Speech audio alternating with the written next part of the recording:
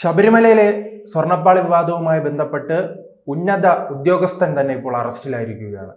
ഇനി മുന്നോട്ടുള്ള അന്വേഷണം എങ്ങനെയായിരിക്കും? ശബരിമലയിലെ അഡ്മിനിസ്ട്രേറ്റീവ് ഓഫീസറും പെരുന്ന സ്വദേശിയാണ്. അദ്ദേഹം പെരുന്നേൽ ഒരു കൊച്ചു ബിഷപ്പാണെന്നാണ് അറിയപ്പെടുന്നത്. പോപ്പായിട്ടില്ല, ഒരു ചെറിയ ബിഷപ്പായിട്ടാണ് അറിയപ്പെടുന്നത്. അടുത്ത് ദേവസ്വം ബോർഡിൻ്റെ പോപ്പാവാൻ വേണ്ടിയിട്ട് തയ്യാറെടുത്തിരിക്കുകയായിരുന്നു. ശ്രീ ഇ കെ വാസു ദേവസ്വം കമ്മീഷണറായിട്ട് പിന്നെ ദേവസ്വം പ്രസിഡൻ്റായ അതേ രീതിയിൽ അടുത്ത് ദേവസ്വം പ്രസിഡൻ്റ് ആവാൻ വേണ്ടിയിട്ട് നേരിയതൊക്കെ റെഡിയാക്കി വെച്ചുകൊണ്ടിരിക്കുമ്പോഴത്തേക്കാണ് ഇന്നലെ രാത്രി അദ്ദേഹത്തെ 10 മണിക്ക് പെരുന്നേലെ വസതിയിൽ നിന്ന് അറസ്റ്റ് ചെയ്തത്. ഇനി ശബരിമലയിലെ പോപ്പുമാരും ഉണ്ട്. ഇപ്പോൾ പുതുതായിട്ട് വന്നിരിക്കുന്ന ഒരു വിവാദം, കഴിഞ്ഞ ദിവസം ശബരിമലയിലെ തന്ത്രി ദേവസ്വം ബോർഡിന് കത്ത് കൊടുക്കുകയാണ്. അദ്ദേഹത്തിൻ്റെ വസതിയിൽ എങ്ങനെ അബദ്ധത്തിലൊരു വാജി വാഹനം വന്നിട്ടുണ്ടായിരുന്നു, അതിന് ദേവസ്വം ബോർഡ് ഏറ്റെടുത്തിട്ട് പോകണം. അപ്പോൾ ഈ തന്ത്രി മറുപടി പറയേണ്ട 2 കാര്യം. ഒന്ന്, അദ്ദേഹം ഭഗവാന്റെ പിതാവിൻ്റെ സ്ഥാനം എന്നാണ് പറയുന്നത്. പിതാവിൻ്റെ സ്ഥാനത്തിരുന്ന ഒരാൾ ഇങ്ങനെ ഒരു സാധനം അദ്ദേഹത്തിൻ്റെ വീട്ടിൽ വന്നിട്ട് വർഷങ്ങൾ കുറേ ആയി, ആരെടുത്ത് ചോദിച്ചിട്ടാണ് ഇത് കൊണ്ടുപോയതെന്ന് ആദ്യം പറയണം. എന്തിന് ഇത്രയും കാലം സൂക്ഷിച്ചു എന്ന് രണ്ടാമത് പറയണം. പിന്നെയാണ് ഇത് ദേവസ്വം ബോർഡ് എടുത്തുകൊണ്ട് പോകണോ അതാ അടുത്ത പോലീസ് സ്റ്റേഷനിൽ നിന്നാണോ എടുക്കേണ്ടതെന്ന് തീരുമാനിക്കും. ഇത് വ്യാപകമായിട്ടുള്ള കൊള്ള. നമ്മൾ പഴഞ്ചൊല്ലി ഇങ്ങനെ പറഞ്ഞിട്ടുണ്ട്, കാട്ടിലെ തടി തേവരുടെ ആന വലിയടാ വലിയെന്ന് പറഞ്ഞ പോലെ ഭക്തന്മാരുടെ പണം അയ്യപ്പൻ്റെ അതോറിറ്റി വലിയടാ വലി എന്നാണ് എല്ലാവരും വലിച്ചുകൊണ്ടിരിക്കുന്നത്. പക്ഷേ ശബരിമലയിൽ നമ്മൾ ശ്രദ്ധിക്കേണ്ടത്, ഈ കഴിഞ്ഞ ആദ്യം ഈ ഉണ്ണികൃഷ്ണൻ പോറ്റി അറസ്റ്റിലായി, ഇപ്പോൾ ദേവസ്വം ബോർഡിന്റെ ഉദ്യോഗസ്ഥൻ തന്നെ അറസ്റ്റിലായി. ഇനി അവർക്ക് ദേവസ്വം ബോർഡിന് നിന്ന് ഒഴിഞ്ഞു മാറാൻ കഴിയും? ഇല്ല, 16ഓളം ഉദ്യോഗസ്ഥന്മാരെ പ്രതിയായിട്ടാണ് FIR ഇട്ടേക്കുന്നത്. സാധാരണഗതിയിൽ ഒരു ഗവൺമെൻറ് ഉദ്യോഗസ്ഥൻ്റെതായിട്ട് FIR എടുത്തു കഴിഞ്ഞാൽ ഉടനെ അയാളെ സസ്പെൻഡ് ചെയ്യേണ്ടതാണ്. ഇതുവരെ ആരെയും സസ്പെൻഡ് ചെയ്തിട്ടില്ല. 2 ഉദ്യോഗസ്ഥന്മാരെ മാത്രമാണ് സസ്പെൻഡ് ചെയ്തത്. ഒരു അസിസ്റ്റൻറ്റ് എഞ്ചിനീയറെ സസ്പെൻഡ് ചെയ്തു, മുരാരിയെ സസ്പെൻഡ് ചെയ്തു. അസിസ്റ്റൻറ്റ് എഞ്ചിനീയർ സ്വാഭാവികമായിട്ടും ഉടനെ കസ്റ്റഡിയിലോട്ട് പോകും. ഞാൻ പറയുന്നത് ഇവർ ഉദ്യോഗസ്ഥ തലത്തിലുള്ള ആൾക്കാരാണ്.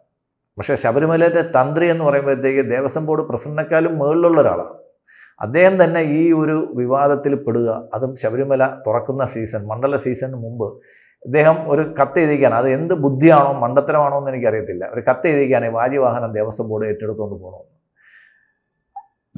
ശബരിമല തന്ത്രിയെ എന്തുകൊണ്ട് അറസ്റ്റ് ചെയ്യുന്നില്ല എന്നുള്ളതാണ് നമ്മുടെ ചോദ്യം. കാര്യം ശബരിമലയുടെ അയ്യപ്പൻ്റെ ഏറ്റവും പ്രധാനപ്പെട്ട ഒരു കൊടിമരത്തിലെ സ്തംഭം എന്ന് പറയുമ്പോഴത്തേക്ക് അത് ഭഗവാന്റെ ഒരു പ്രതിരൂപം തന്നെയാണ്. കാര്യം നമ്മൾ കൊടിമരത്തെ വടങ്ങിയിട്ടാണ് നമ്മൾ അകത്തോട്ട് പോകുന്നത്.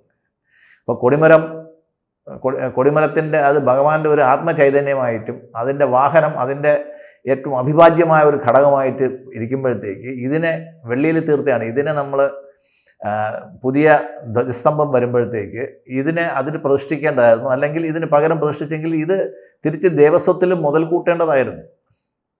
അതെന്തുകൊണ്ട് മുതൽ കൂട്ടിയില്ല എന്ന് ഇതുവരെ ആരും ചോദിക്കുന്നില്ല. പിന്നെ നമ്മൾ ഐതിഹ്യം അനുസരിച്ചിട്ട് അയ്യപ്പൻ അനാഥനായിട്ടാണ് ജനിച്ചു വീഴുന്നത്. കയ്യും കാലും ഇട്ട് അടിച്ചുകൊണ്ടിരുന്നൊരു കുട്ടിയെ പന്തളത്ത് രാജാവ് എടുത്തുകൊണ്ട് വരുന്നതാണ് ഐതിഹ്യം. ഇപ്പോഴും അയ്യപ്പൻ അനാഥനാണ്. കാര്യം ഇത്രയും സംഭവങ്ങൾ അവിടെ നടന്നു. നമ്മുടെ 140 MLA-മാരിൽ ആരെങ്കിലും ഒരാൾ അവിടെ പോയിട്ട് എന്താണ് സംഭവിച്ചതെന്ന് അന്വേഷിച്ചു? അപ്പോൾ നമ്മുടെയൊക്കെ അയൽവക്കങ്ങൾ, എൻ്റെ വീട്ടിലല്ല, അയൽവക്കങ്ങളിലേക്ക് ഒരു മരണം നടന്നു കഴിഞ്ഞാൽ ബോഡി എടുക്കാൻ സമ്മതിക്കത്തില്ല. MLA വന്നിട്ടേ ബോഡി എടുക്കാൻ പറ്റത്തുള്ളൂ. ഇച്ചിരി കൂടെ വലിയ ആളാണെങ്കിൽ MP വന്നിട്ടേ ബോഡി എടുക്കാൻ പറ്റത്തുള്ളൂ. ഈ നമ്മൾ 140 MLA-മാരിൽ ആരെങ്കിലും ഒരാൾ അവിടെ പോയോ ഇതുവരെ? എന്താണ് സ്ഥിതി എന്ന് അന്വേഷിച്ചു? ഇല്ല. 20 ലോകസഭാ MP-മാരുണ്ട്, ആരെങ്കിലും പോയോ? ആരും പോയിട്ടില്ല. 8ഓളം രാജ്യസഭാ MP-മാരുണ്ട്, ആരെങ്കിലും പോയോ? ആരും പോയിട്ടില്ല. നമ്മളെ മന്ത്രി പുങ്കവന്മാർ തന്നെ കുറേ പേരുണ്ട്, ക്യാബിനറ്റ് റാങ്ക് വഹിക്കുന്ന ഒരു കുറേ ഉണ്ട്. ഇവരാരെങ്കിലും ഒരാൾ ഉത്തരവാദിത്തം ഒന്നുമില്ല. അവിടുത്തെ പത്തനംതിട്ട ജില്ലാ കളക്ടറെങ്കിലും അവിടെ പോയിട്ട് എന്താണ് സംഭവിച്ചതെന്ന് അന്വേഷിച്ചു. അപ്പോൾ ഇതിൽ നമുക്ക് 2 കാര്യങ്ങൾ കാണാം. ഒന്ന്, അധികാരി വർഗത്തിൻ്റെ പൂർണ്ണമായിട്ടുള്ള പിന്തുണ ഈ കൊള്ളയ്ക്ക് കൂട്ടുണ്ട്.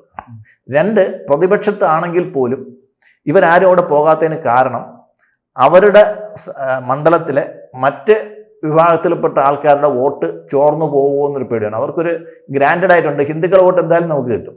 ഇപ്പം ഞാനവിടെ പോയാൽ എൻ്റെ മണ്ഡലത്തിലെ മറ്റ് മതവിഭാഗക്കാരുടെ വോട്ട് കിട്ടുമോ ഇല്ലയോ അത് പേടിച്ചിട്ടാണ് പോകാത്തത്. അല്ലാതെ ഇവരാരും അവിടെ സ്റ്റോപ്പ് ചെയ്തിട്ടില്ല. ഇവരാരും ഇതുവരെയും പ്രത്യേക അന്വേഷണ ഹൈക്കോടതി നിശ്ചയിച്ച പ്രത്യേക അന്വേഷണ സംഘത്തെ കണ്ടിട്ടില്ല. ഇവരാരും ഈ കേസിൽ കക്ഷി ചേർന്നിട്ടില്ല.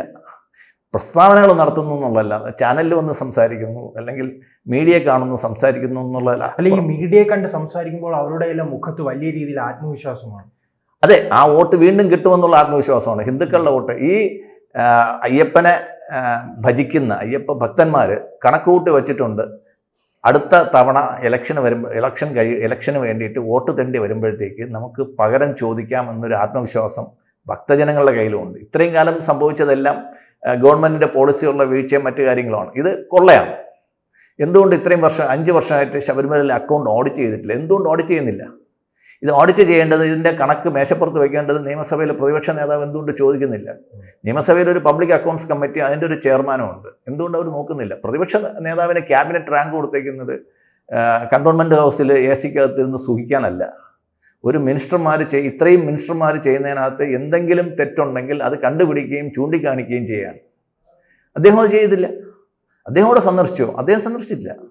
സാധാരണ ഒരു മരണ വീട് സന്ദർശിക്കുന്ന ആ ഒരു വില പോലും അവരാരും ശബരിമലയിൽ പോയി എന്താണ് സംഭവിച്ചതെന്ന് അറിയാൻ പോയില്ല. പക്ഷേ ഏതെങ്കിലും അരമനയിലാണ് സംഭവിച്ചതെങ്കിൽ അവരൊക്കെ ഇങ്ങനെ ഇരിക്കും. അപ്പോൾ ഇത് ഭക്തജനങ്ങളോടുള്ള തികഞ്ഞ അവഹേളനമാണ്. അവരെ ഗ്രാൻഡഡായിട്ട് എടുത്തൊക്കെയാണ്. അവരൊന്നും ചെയ്യില്ല എന്ന് ധൈര്യപ്പെട്ടിരിക്കുകയാണ്. അവർക്ക് മനസ്സിലായി, ഒരിക്കൽ യുവതീ പ്രവേശന വിഷയത്തിൽ അവരുടെ അടുത്ത നിലപാടിൽ 19 സീറ്റുകൾ അവർക്ക് പോയി.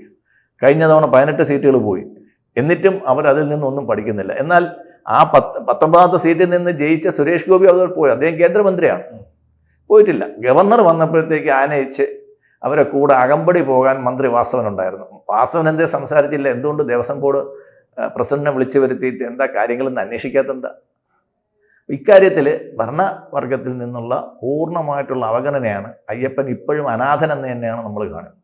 ഇപ്പോൾ ഇതിൽ വലിയ ഗൂഢാലോചന ഉണ്ടെന്ന് കോടതി തന്നെ പറയുന്നുണ്ടല്ലോ. ഇല്ല, കോടതി തീർച്ചയായിട്ടും ഈ കേസ് വളരെ സീരിയസ് ആയിട്ടാണ് എടുത്തേക്കുന്നത്. വളരെ സീരിയസ് ആയിട്ടാണ് എടുത്തേക്കുന്നത്. അവർ ചുമത്താത്ത വകുപ്പുകൾ ചുമത്തണമെന്ന് കോടതി ആവശ്യപ്പെട്ടിട്ടുണ്ട്. കോടതി ഈ കാര്യത്തിൽ ആരെയും വെറുതെ വിടുമെന്ന് പ്രതീക്ഷിക്കേണ്ട.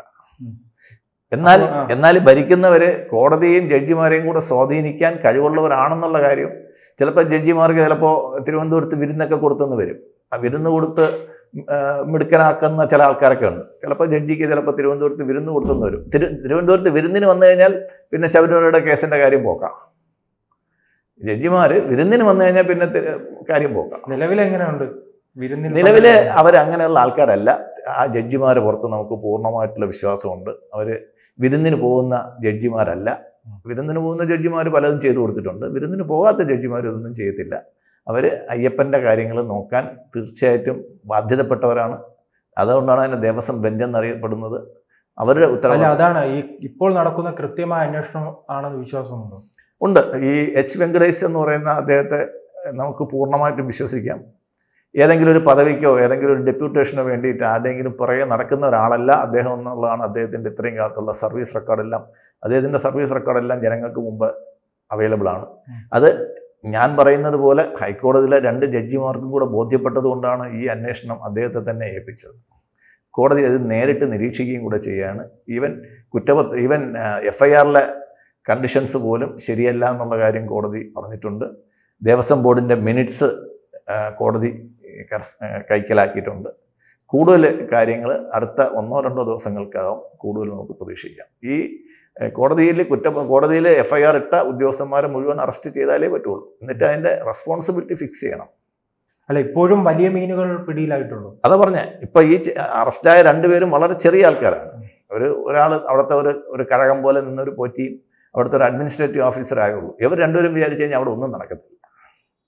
ഈവൻ വനം വകുപ്പിലെ പോലും ഉദ്യോഗസ്ഥന്മാർക്ക് ഇതിനെ പറ്റിയിട്ട് അറിവുണ്ടാവും. കാര്യം ശബരിമലയുടെ സീസൺ കഴിഞ്ഞാൽ ശബരിമല ഉൾക്കൊള്ളുന്ന ആ വനപ്രദേശത്തിൻ്റെ അകത്ത് മുഴുവൻ ഉത്തരവാദിത്വം അവിടുത്തെ വനപാലകർക്കും കൂടെ ഉള്ളതാണ്. അവരും കൂടെ അറിയാതെ അവിടെ നിന്ന് ഒരു സാധനം പുറത്തോട്ട് കൊണ്ടുപോകാനോ എടുക്കാനോ ഒന്നും പറ്റത്തില്ല. സീസണിൽ അവിടെ ഉദ്യോഗസ്ഥന്മാരുണ്ട്, പോലീസുകാരുണ്ട്. അത് കഴിഞ്ഞ് കഴിഞ്ഞാൽ ഇത് വീണ്ടും വനം വകുപ്പ് ഉദ്യോഗസ്ഥന്മാരുടെ കസ്റ്റഡിയിലാണ് ആ വനവും വനപ്രദേശവും. തീർച്ചയായിട്ടും ഇനിയും വലിയ മീനുകൾ വരാനുണ്ട്. തന്ത്രിയുടെ കാര്യം പോലും കോടതിയുടെ നിരീക്ഷണത്തിലാണ്. വിളിച്ചു വരുത്തിയാലും അതിശയമില്ല. കൂടുതൽ വാർത്തകളും വിശേഷങ്ങളും നിങ്ങളിലേക്ക് എത്താൻ ABC മലയാളം സബ്സ്ക്രൈബ് ചെയ്യുക, ബെൽ ബട്ടണും അമർത്തുക.